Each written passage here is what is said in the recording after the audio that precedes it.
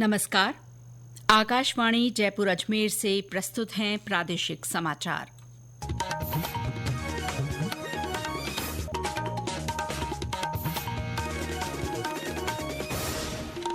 मुख्य समाचार। प्रधानमंत्री नरेंद्र मोदी आज बिहार और पश्चिम बंगाल के दौरे पर रहेंगे। वे दोनों राज्यों में विभिन्न विकास परियोजनाओं का शुभारंभ और शिलान्यास करेंगे। भारत के पहले मानव रहित अंतरिक्ष मिशन गगनयान की पहली परीक्षण उड़ान इस वर्ष दिसंबर में होगी। जोधपुर दिल्ली के बीच नई वंदे भारत ट्रेन को मंजूरी। और प्रदेश में एक बार फिर तेज बरसात का दौर शुरू। सबसे ज्यादा 19 सेंटीमीटर बारिश 12 के किशनगंज में दर्ज।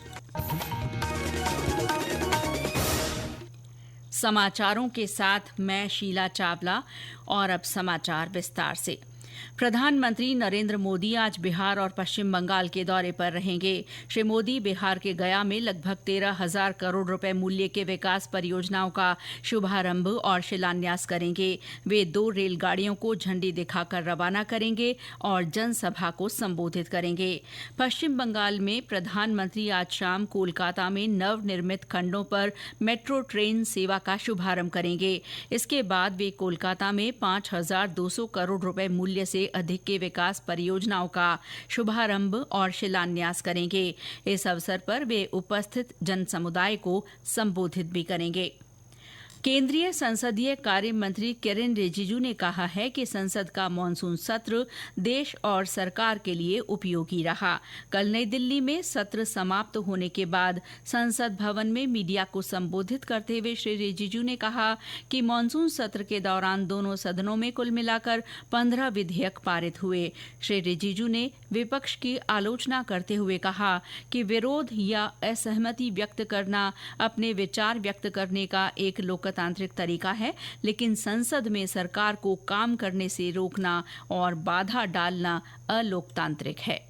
देश के लिए और सरकार की दृष्टि से ये मानसून सत्र बहुत उपयोगी सत्र रहा है, लेकिन अपोजिशन एमपीज विशेष करके जो नए एमपीज है उसको बोलने का मौका नहीं मिला। उसका जिम्मेदार है अपोजिशन पार्टी के खुद नेता लोग। हाउस को इतना डिस्टर्ब किया, इम्पोर्टेंट बिल्स पे जितना टाइम अलॉटेड था उसमें भी चर्चा में भाग नहीं लिया।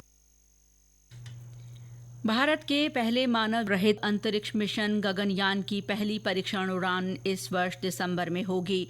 भारतीय अंतरिक्ष अनुसंधान संगठन इसरो के अध्यक्ष वी नारायणन ने कल नई दिल्ली में संवाददाता सम्मेलन में कहा कि अब तक गगनयान के 80% यानी लगभग 7,700 परीक्षण हो चुके हैं। बाकी 2,300 परीक्षण अगले साल मार्च तक पूरे कर लिए जाएंगे। इसरो की अन्य उपलब्धियों के बारे में बताते हुए श्री नारायणन ने कहा कि इस वर्ष आदित्य L1 उपग्रह से 13 टेराबिट डेटा वैज्ञानिकों को उपलब्ध करवाया गया है। In another 2 to 3 months, we are going to have a 6,500 kg communication satellite of USA going to be launched using our launch vehicle. Until today, 433 satellites of 34 countries are done from India. Axiom mission में इसरो की भूमिका के बारे में श्री नारायणन ने कहा कि इसरो की तकनीकी विशेषज्ञता ने इस मिशन को सुरक्षित संपन्न कराने में महत्वपूर्ण भूमिका निभाई है। निर्वाचन आयोग ने उपराष्ट्रपति चुनाव के लिए 2 पर्यवेक्षक नियुक्त किए हैं। पंचायती राज मंत्रालय में अपर सचिव सुशील कुमार लोहानी और वित्त मंत्रालय में अपर सचिव डॉक्टर आनंदन उपराष्ट्रपति चुनाव के लिए पर्यवेक्षक होंगे। इस बीच इस चुनाव के लिए भरे गए नामांकन पत्रों की आज जांच की जाएगी। इस महीने की 25 तारीख तक नाम वापस लिए जा सकते हैं। उपराष्ट्रपति चुनाव 9 सितंबर को होगा। ये समाचार आकाशवाणी जयपुर अजमेर से प्रसारित किए जा रहे हैं। प्रादेशिक समाचार बुलेटिन आप हमारे एक्स हैंडल @AIRnews_जयपुर, YouTube channel Rajasthan AIR news और फेसबुक AIR न्यूज राजस्थान पर भी सुन सकते हैं।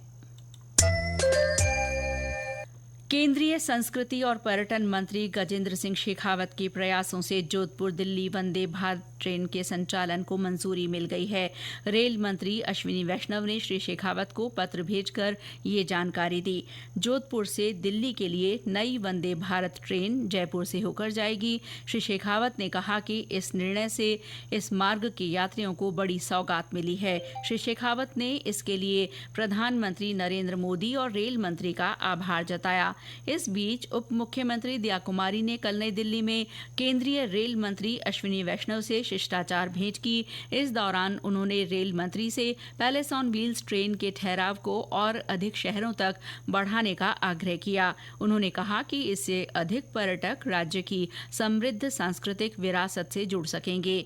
इसके साथ ही उन्होंने महाराजा एक्सप्रेस और पैलेस ऑन व्हील्स की तर्ज पर एक नई पर्यटक ट्रेन को भी मंजूरी दिए जाने का आग्रह किया।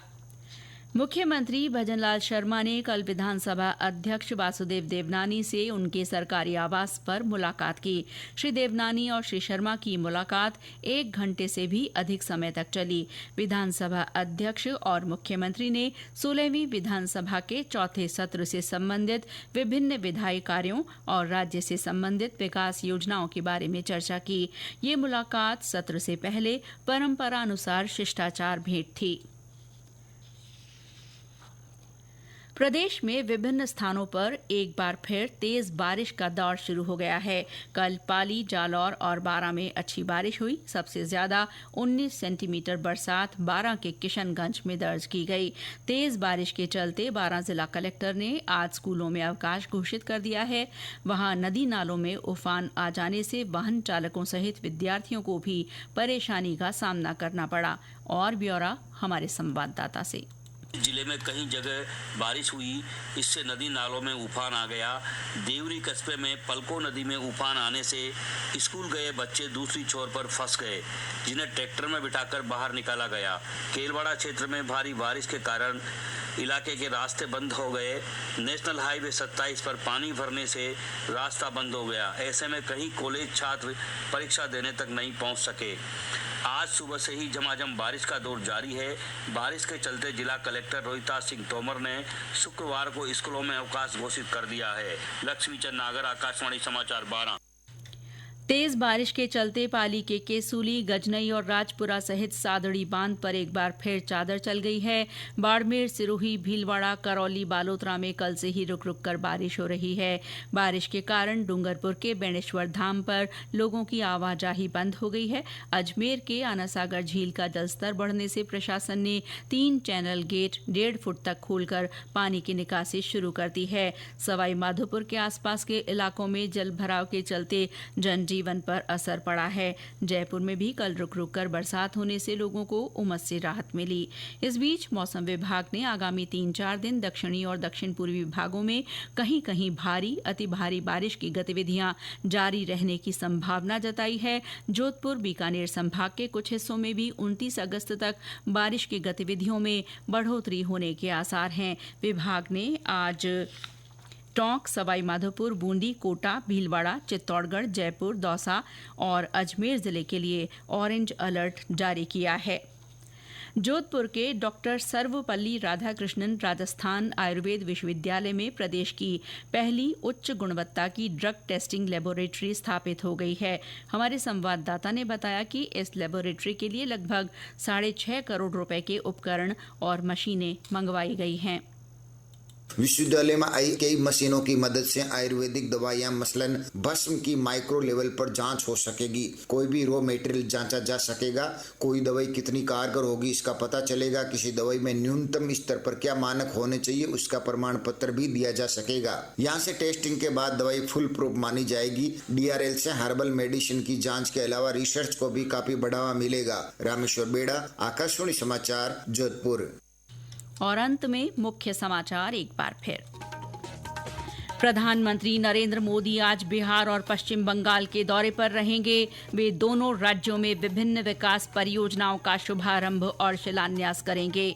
भारत के पहले मानव रहित अंतरिक्ष मिशन गगनयान की पहली परीक्षण उड़ान इस वर्ष दिसंबर में होगी। जोधपुर दिल्ली के बीच नई वंदे भारत ट्रेन को मंजूरी। और प्रदेश में एक बार फिर तेज बारिश का दौर शुरू। सबसे ज्यादा 19 सेंटीमीटर बरसात 12 के किशनगंज में दर्ज। इसके साथ ही प्रादेशिक समाचार बुलेटिन समाप्त हुआ। नमस्कार।